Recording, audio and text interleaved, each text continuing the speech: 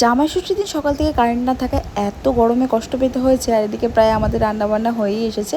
তারপরে গিয়ে কারেন্ট এসেছে, তো এখানে আমাদের অলরেডি রান্নাবান্না ডান। ইলিশ মাছ বেগুন আলু দিয়ে ঝোল, ইলিশ মাছ ভাজা, 3 রকমের ভাজা, পেঁয়াজের ডাল, চাটনি প্লাস মাটনও ফুটছে।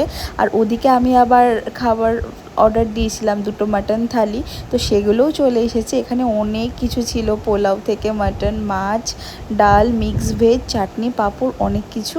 তো এখানেও মাটন আমাদের ফুটে গেছে। এখানে বাবা ফ্রুটসগুলোকে এটা দিয়েছে, আর জামাইবাবু তো মিষ্টি নিয়ে চলে এসেছে। আর এই কাস্টমাইজ ডার্ক চকলেটটা আমরা বানিয়েছিলাম আমাদের এখান থেকে।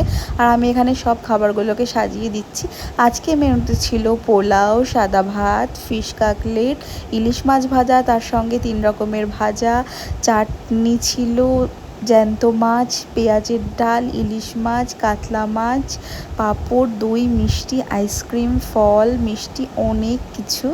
তো সব তো ভুলেও গেছি আরও কী কী ছিল। তো প্রত্যেকটা খাবার দাবার খুব ভালো হয়েছে। আর এখানে তো দেখতেই পাচ্ছ সিম্বাকেও ওর বাবার সাথে থালা সাজিয়ে দিতে হয়েছে, এটা ওর আবদার।